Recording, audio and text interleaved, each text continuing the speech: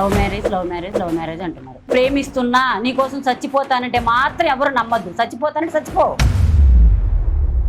అన్ని మర్డర్లు మొన్నటికి మొన్న మూసీ నదిలో 6 నెలల ప్రెగ్నెంట్ ని ముక్కలు చేసి వారం రోజులు బ్యాగులో వేసుకొని తీసుకుపోయి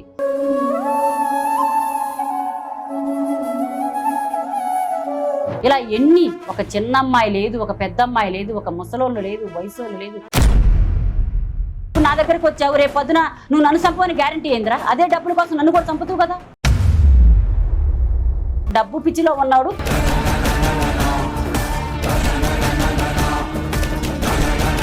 హాయ్ అండి, వెల్కమ్ టు సునీత టీవీ. నేను సునీతని మాట్లాడుతున్నా. ఇప్పుడు మాట్లాడుతుంది ఏంటంటే 2 డేస్ నుంచి ఎక్కడ చూసినా వైష్ణవి అదే టాపిక్ అండి.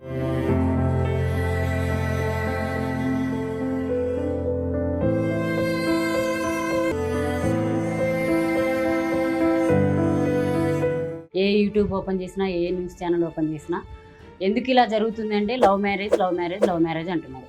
కానీ దీనికి ఓన్లీ ఒక లవ్ మ్యారేజే కారణం కాదని నేను అనుకుంటున్నా. ఎందుకంటే లవ్ చేసుకుంటున్నారు, పెళ్లి చేసుకుంటున్నారు, బాగానే ఉంటున్నారు ఒక 1-2 ఇయర్స్. తర్వాత మళ్ళీ ఎందుకో మరి ఎక్కడ ఏం జరుగుతుందో అర్థం కావట్లేదు. మళ్ళీ వేరే అమ్మాయి మోజులో పట్టడం, ఈ అమ్మాయిని చంపడం, ఇదే జరుగుతుంది. కానీ ఇక్కడ అలా జరగడానికి ముఖ్య కారణం కూడా ఏంటంటే పేరెంట్స్ కూడా కొంచెం సపోర్ట్ చేస్తున్నారని నేను అనుకుంటున్నా. అంటే జనాలు ఎట్లా అనుకుంటున్నారంటే, ఇప్పుడు ఏ తల్లిదండ్రి సపోర్ట్ చేయకపోతే పిల్లలకి, ఇప్పుడు హరిబాబే ఉన్నాడు, హరిబాబుకి ఇప్పుడు వాళ్ళ అమ్మాయి ఎంత సపోర్ట్ చేయకపోతే, అంత ప్రేమించి ఆ అమ్మాయి కోసం చనిపోతానే ఆత్మహత్య కూడా సిద్ధపడి ఆమెని ఇష్టపడి పెళ్లి చేసుకొని 5 నెలలు ప్రెగ్నెంట్ అయిన అమ్మాయిని చంపాడు అంటే అంత క్రూర మొగంలాగా. అలాంటివన్నీ మనం ఏం చేస్తే ఆ అమ్మాయి బ్రతికొచ్చింది, ఏం చేసినా రాదు. కానీ ఆ తల్లి కడుపు కొత్త జీవితాంతం ఉండిపోద్ది కదా. అలాగే ఆ తల్లి కూడా వాళ్ళ కొడుకుని ఈ తల్లి కన్నట్టే కదా ఆ తల్లి కూడా కన్నది. ఆ తల్లి ఎలా సపోర్ట్ చేసింది? అమ్మ నాకు వేరే కట్నం ఇస్తున్నారు, నేను ఈ అమ్మాయిని చంపేసి ఆ పెళ్లి చేసుకుంటానంటే ఎలా చేసుకుంటావు నువ్వు పెళ్లి? ఈ అమ్మాయిని పెళ్లి చేసుకుని నువ్వు జీవితాంతం జైల్లో ఉంటావు. నీకు ఎలా ఇంకొక అమ్మాయిని ఇచ్చి పెళ్లి చేస్తారు? నీకు ఆ చిన్న లాజిక్ మర్చిపోయి ఎందుకు ఇట్లా క్షణికావేశంలో డబ్బుల కోసం ఆశపడి ఒక నిండు ప్రాణాన్ని తీసేస్తున్నారు? ఇక్కడ జరిగింది ఒక ప్రాణం కూడా కాదు, 2 ప్రాణాలు తీసేసిండు. ఇంకా రూపొందిద్దుకొని ప్రతిపానాన్ని ఒకటి, ఎన్నో ఆశలతో జీవితాన్ని ప్రారంభించి ఆ అమ్మాయికి ఏదో నచ్చిన ప్రొఫెషనల్ ఎంచుకొని ఆమె జీవితం ఆమె జీవిస్తుంటే ప్రేమాని మధ్యలో వచ్చి వాళ్ళందరూ ఫ్యామిలీలో డిస్టర్బెన్స్ క్రియేట్ చేసి నేను పెళ్లి చేసుకుంటా, నీకు నేను సపోర్ట్ చేస్తాను, యూట్యూబ్ చేసుకో, నీకు అంతా నేను సాయం చేస్తాను ప్రేమించి నమ్మించి అంత కిరాతకమైన క్రూర మొగంలాగా ప్రవర్తించి చంపేసి కూడా ఒక 2 అవర్స్ అక్కడే ఉన్నాడంటే వాడు ఎంత గట్టుకుడు అనుకోవాలి? వాడికి ఎంత వెనక బ్యాక్గ్రౌండ్ సపోర్ట్ ఉంటే వాడు అంత ధైర్యంగా ఇంతవరకు ఇంకా పోలీసులు కూడా దొరకకుండా తప్పించుకుంటున్నాడంటే వాడు ఎంత ప్లాన్ చేసి ఉంటాడు? వాడి వెనక ఎవరు సపోర్ట్ లేనిది వాడు అంత ప్లాన్గా ఎట్లా ఉంటున్నాడు? వాడికి ఎవరు ఇస్తున్నారు షెల్టర్ ఈ 3 రోజుల నుంచి వాడు ఉండడానికి? అంటే ఎవరో ఒకరు సపోర్ట్ చేస్తున్నారనే కదా. అంటే మన ఇంట్లో జరగలేదు కదా, మనకేంది, మనం సపోర్ట్ చేద్దామని అనుకుంటున్నారు. మన ఇంట్లో ఆడపిల్లకి ఏదైనా జరిగితే మనం ఎలా రియాక్ట్ అవుతామో వేరే వాళ్ళ ఆడపిల్లకి జరిగితే కూడా మనం అలా రియాక్ట్ అవ్వాలి. అది వాడికి ఎవరైతే సపోర్ట్ చేస్తున్నారో వాళ్ళు ఎవరు సపోర్ట్ చేయొద్దు. ఎందుకు? వాడు ఒక ప్రాణాన్ని తీసుకొచ్చిండు. రేపు పొద్దున నువ్వు సపోర్ట్ చేస్తున్నావు, రేపు నిన్ను నమ్మిస్తున్నాడు. ఆ అమ్మాయిని చంపేసినట్టు రేపు నిన్ను సపోర్ట్ చేసి నిన్ను చంపడానికి గ్యారంటీ ఉందా? ఇప్పుడు నువ్వు 20 లక్షలు కట్నం ఇస్తున్నాడు, నీ దగ్గరకు వస్తున్నాడు. రేపు ఇంకొకరు వచ్చి 50 లక్షలు కట్నం ఇస్తానంటే వాడిని నిన్ను చంపడానికి గ్యారంటీ ఉందా?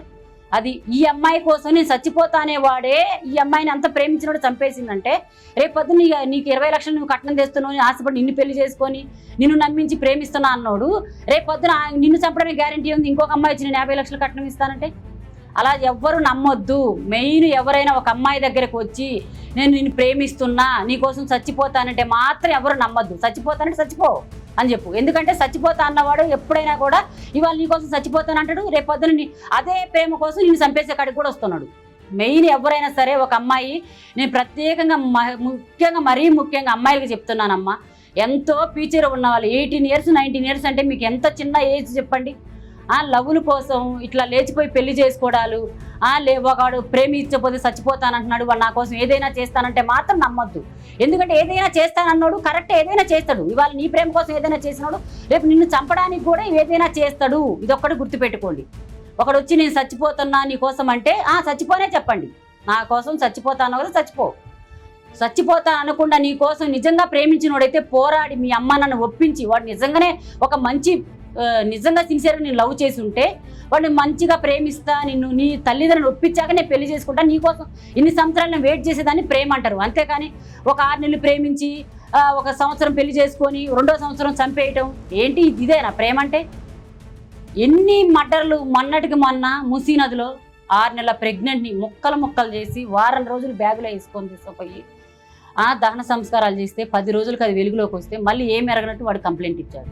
ఇలా ఒక చిన్న అమ్మాయి లేదు, ఒక పెద్ద అమ్మాయి లేదు, ఒక ముసలోళ్ళు లేదు, వయసోళ్ళు లేదు, ప్రతి ఒక్కరు ఎక్కడ చూసినా ఆడపిల్లకి సంరక్షణ లేదు అంటున్నారు. కానీ ఆడపిల్లకి సంరక్షణ లేకుండా చేసేది ఎవరు అంటే సగం మన సొసైటీలో మన వెనకుండే వాళ్ళే చేస్తున్నారు. ఇప్పుడు ఆ హరిబాబుకి ఎవరు సపోర్ట్ చేయండి, వాడు ఎక్కడ ఉంటున్నాడు 3 డేస్ నుంచి. అలాగే ఎవరికి కూడా ఎవరికి ఎక్కడ అన్యాయం జరిగినా వాళ్ళకి సపోర్ట్ చేస్తూనే ఉన్నారు, ఎవరికో ఒకరు బ్యాక్గ్రౌండ్. అదే ఇప్పుడు మనము అరే నువ్వు తప్పు చేసి ఇంటికి వచ్చినవంటే నేను ఇంట్లో కూడా రానివ్వను, నీకు నేను ఎక్కడ సపోర్ట్ చేయను, నువ్వు ఒకరిని చంపి ఇంటికి వచ్చినవంటే రేపు నిన్ను చంపుతానేనని ఆ తల్లి కానీ తండ్రి కానీ ఖండించి మాట్లాడితే నీ కొడుకు ఇప్పుడు హరిబాబు వాళ్ళ మదరే ఉంది, ఆమెకు ఏ సంబంధం లేకపోతే హరిబాబుని ఎందుకు దండివ్వట్లేదు? నువ్వు ఒక అమ్మాయిని చంపేసి వచ్చావు, ఇప్పుడు నా దగ్గరకు వచ్చావు, రేపు పొద్దున నువ్వు నన్ను చంపని గ్యారంటీ ఏందిరా? అదే డబ్బుల కోసం నన్ను కూడా చంపుతావు కదా. అమ్మాయి తల్లి అయితేంది పెళ్ళాం అయితేంది, వాడికి చంపడానికి డబ్బుల కోసం, డబ్బు పిచ్చిలో ఉన్నాడు, ఎవరినైనా చంపడానికి సిద్ధపడేవాడే. కాబట్టి ఏ తల్లిదండ్రి కూడా బిడ్డలకి బెయిల్ వేయటాలు, సపోర్ట్ చేయడాలు, వాళ్ళ కోసం పోరాడాలు ఇలాంటివి చెయ్యొద్దు. ఇప్పుడు ఎవరైతే వైష్ణవి తల్లి కానీ వాళ్ళ అన్నలు కానీ ఎలా బాధపడుతున్నారో, ఒక అమ్మాయిని చంపితే వాడిని ఉరి తీయాలి, చంపాలి అని, అలాగే అబ్బాయిని చంపి వచ్చిన తల్లిదండ్రి అన్నలు ఎవరైనా ఉంటే కూడా వాళ్ళు కూడా మా తమ్ముడిని ఉరి తీయాలి, మా తమ్ముడిని సమాజంలో వెలివేయాలి, మా తమ్ముడిని మేము ఇంటికి రానియమని తల్లి కానీ ఆ తల్లి కూడా నా కొడుకుని ఉరి తీయాలి, నా కొడుకు నేను ఇంటికి రానివ్వను, నా కొడుకును నా బిడ్డ లాంటి బిడ్డని చంపేసి వచ్చాడు, నేను వాటికి సపోర్ట్ చేయనని ఏ తల్లిదండ్రి అయినా బయటికి వస్తే కొంతలో కొంతైనా మారొచ్చు అనేది నా ఒపీనియన్ అండి. మీరేమనుకుంటున్నారో ఇది కామెంట్ రూపంలో తెలియచేయండి. ఇది ఓన్లీ నా ఒపీనియన్ మాత్రమే.